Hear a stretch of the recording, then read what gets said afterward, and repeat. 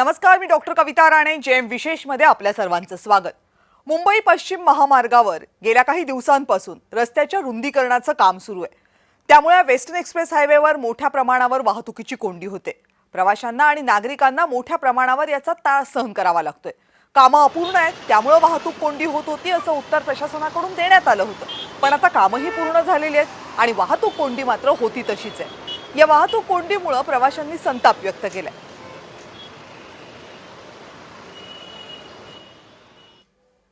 आम्ही पुण्याहून आलो साहेब. आता चाललो पुण्यालाच. हा, रस्त्याला कशा पद्धतीची वाहतूक आहे सध्या? मागे सर्व सुरळीत आहे का? काही सुरळीत नाही. पूर्ण कचरा करून ठेवलेला आहे.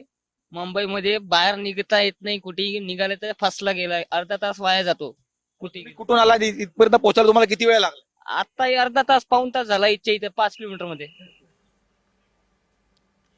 आणि आमचे प्रतिनिधी जय पवार यांनी या संपूर्ण परिस्थितीचा आढावा घेतलाय. बघूया.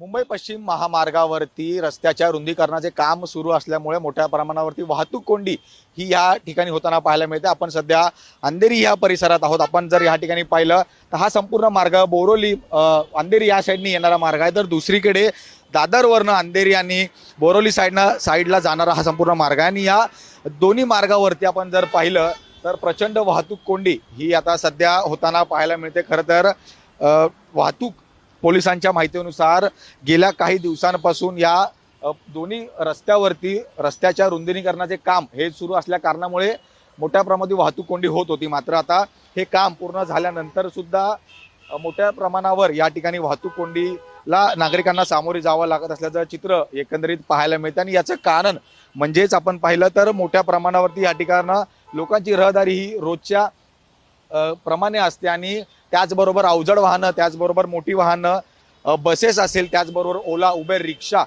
या सर्वच गाड्या या रस्त्यावरनं दररोज धावत असतात. त्याचबरोबर VIP लोकांच्या गाड्या सुद्धा या रस्त्यावरनं वाहतूक करत असतात आणि त्यामध्ये अशा प्रमाणावरती वाहतूक कोंडी ही दररोज या ठिकाणी होताना पाहायला मिळते आहे.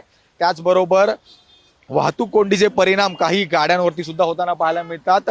बराच काळ हळू वेगाने गाडी चालवल्यामुळे सुद्धा काही गाड्या ज्या आहेत ते या रस्त्यामध्येच बंद पडतात आणि याच्यामुळे सुद्धा मोठ्या प्रमाणावरती वाहतूक कोंडी ही होत असते. आणि त्यामुळे या सर्व संदर्भात आता वाहतूक पोलिसांकडनं या सर्व रस्त्यावरती वाहतूक सुरळीत करण्याचं काम जे आहे ते सुरू असताना पाहायला मिळतं. मात्र अनेक दिवसांपासून होत असलेली ही वाहतूक कोंडी, नेमकं या वाहतूक कोंडीच्या मागचं कारण काय, त्याचबरोबर ही वाहतूक कोंडी कधीपर्यंत सुरळीत केली जाईल, त्याचबरोबर या वाहतूक कोंडीवरती नेमकं काय उपाय केला जाईल आणि त्याचबरोबर मुंबई पोलिसांचं या सर्व गोष्टींकडे दुर्लक्ष होतं का, असा सुद्धा प्रश्नचिन्ह यावेळी उपस्थित होतं. त्यामुळे या सर्व संदर्भात शासनाच्या माध्यमातून काय निर्णय घेतले जातील आणि कशा पद्धतीने सर्व लोकांसाठी हे मार्ग जे आहेत ते मोकळे केले जातील ह्याचा पाहणं आता तितकंच महत्त्वाचं असणार आहे. व्हिडिओ जर्नलिस्ट संतोष बोराडेसह मी जय पवार, जय महाराष्ट्र न्यूज, मुंबई. आणि सायन पनवेल महामार्गावर आज एक कंटेनर बंद पडला आणि वाहतूक ठप्प झाली. सायन पनवेल महामार्गावर मुंबईच्या लेनवर मोठ्या प्रमाणावर वाहतुकीची कोंडी झाली. वाहनांच्या लांबच लांब रांगा लागल्या होत्या. खारघर पासून नेरूळ पर्यंत वाहतूक ठप्प होती. त्यामुळे कामाला निघालेल्या अनेक चाकरमान्यांचेही हाल झाले. वाहतूक पोलीस वाहतूक सुरळीत करण्यासाठी प्रयत्न करत होते, पण बराच वेळ वाहतुकीची कोंडी तशीच होती. त्यामुळे वाहन चालकांना बराच काळ रस्त्यावर अडकून पडावं लागलं.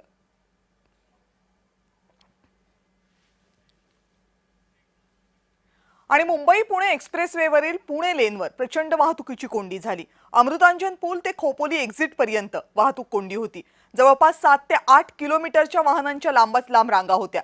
वाहतूक नियमांचं उल्लंघन झाल्यामुळे ट्रॅफिक जॅम झालं होतं असं पोलिसांकडून सांगण्यात आलं. 32 तासांनंतर एक्सप्रेसवेनं मोकळा श्वास घेतला होता, पण पुन्हा एकदा वाहन चालकांना वाहतूक कोंडीचा सामना करावा लागला. पर्यटक आणि स्थानिकांना सुद्धा यामुळे प्रचंड मनस्ताप सहन करावा लागलाय. वाहतूक कोंडीचा परिणाम शनिवार रविवार सलग सुट्टी असल्यामुळे पुन्हा एकदा प्रवासी आणि वाहन चालकांनाच होतोय.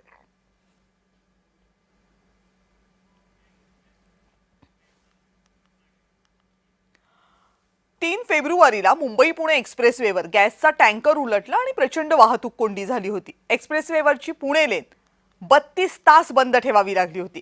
यामध्ये प्रवाशांचे प्रचंड हाल झाले. MSRDC आणि IRB कडून प्रवाशांना कोणत्याही प्रकारची न मदत दिली गेली ना सुविधा दिली गेली. या उलट याच प्रवाशांकडून टोल वसुली केली गेली. केलेली टोल वसुली आता लवकरात लवकर परत करा आणि एक्सप्रेसवेवर प्रवाशांना सुविधा द्या अशी मागणी मनसे वाहतूक सेवेकडून करण्यात आली आहे. IRB ने या ठिकाणी लिहून दिलेलं आहे की बाबा हे MSRDC करू शकते. मग MSRDC करू शकतं, मग तुम्ही टोल कशाला वसूल करतात? MSRDC ने वाहनची पार्किंग, तर त्याच्यामध्ये पण त्यांनी बोर्ड दाखवलं की MSRDC ने करावं.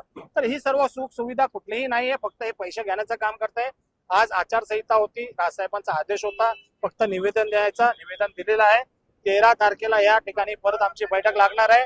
जर ही बैठक मध्ये त्यांनी जे सुख सुविधा पुरवल्या तर ठीक, लोकांचे टोलचे पैसे परत दिले तर ठीक, अन्यथा या ठिकाणी मनसे स्टाईलनी हे टोल फोडल्याशिवाय राहणार नाही.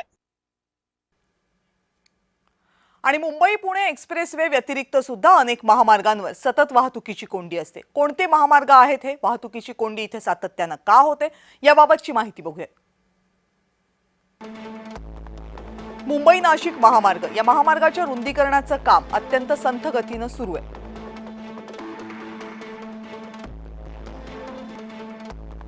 या घडीला सुद्धा किमान 3 ठिकाणी सर्व रस्त्यांना सेवा रस्ता घ्यावा लागतो, त्यामुळे प्रचंड वेळ वाया जातो. परिणामी ठाणे भिवंडी पट्ट्यामध्ये अनेक वर्षांपासून वाहतुकीची कोंडी आहे. माणकोली, भिवंडी, शहापूर या पट्ट्यामध्ये ई-कॉमर्स कंपन्यांची मोठमोठाली गोदाम आहेत.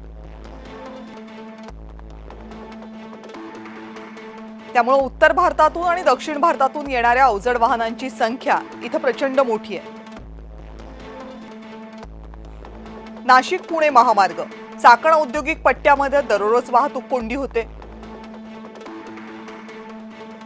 वाहनांची संख्या वाढली, पण रुंदीकरण मात्र वेळेत झालं नाही.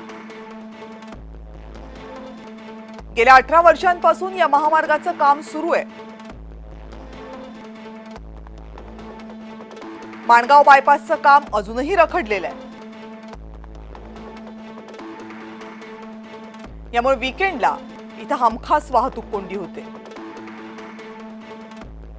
खेड शिवापूरच्या पुढे रस्त्याची अवस्था वाईट आहे. पुणे सातारा महामार्गाची आपण विचार केला तर रुंदीकरणाचा प्रकल्प सुरू आहे, जो गेल्या 20 वर्षांपासून सुरूच आहे. काम काही पूर्ण होत नाहीये, त्यामुळे अनेक ठिकाणी डायव्हर्जन्स देण्यात आलेले आहेत.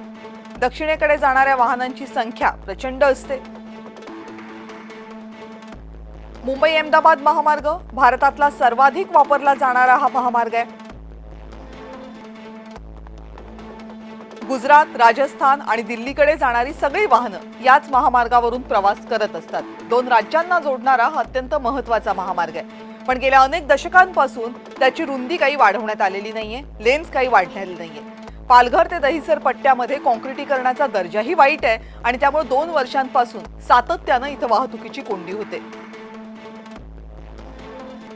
दिल्ली मुंबई एक्सप्रेसवे वेळेत पूर्ण करता आला नाही, त्यामुळे पर्यायी मार्गही नाहीये.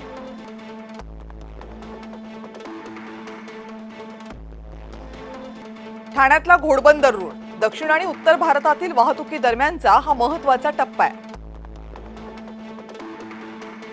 ठाणे शहरामधून दररोज हजारो अवजड वाहनं पार होतात. या अवजड वाहनांचं ठाण्यामध्ये खरं तर काहीही काम नसतं, पण ठाण्यामधून पास होण्याशिवाय या वाहनांकडे पर्यायच नाहीये. पुणे अहिल्यानगर महामार्गाचा विचार करा. वाघोलीजवळ दररोज हजारो वाहनं अडकून पडतात. झपाट्यानं वस्ती वाढली आहे, पण रस्त्यांची रुंदी काही वाढली नाहीये, ती तितकीच राहिली आहे. उन्नत मार्गाला सरकारनं मंजुरी दिली आहे, पण ती त्वरित पूर्ण करण्याची गरज काही वाटली नाहीये.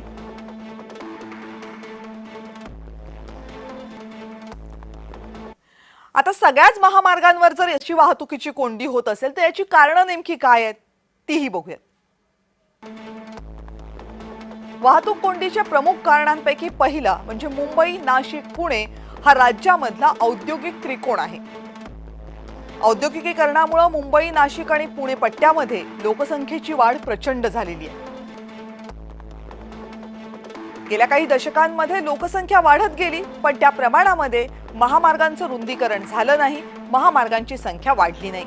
नव्या रुंदीकरण प्रकल्पांमध्ये भूसंपादनाला विरोध होतो आणि अकार्यक्षम कंत्राटदार असतात. या 2 कारणांमुळे प्रकल्प रखडतात.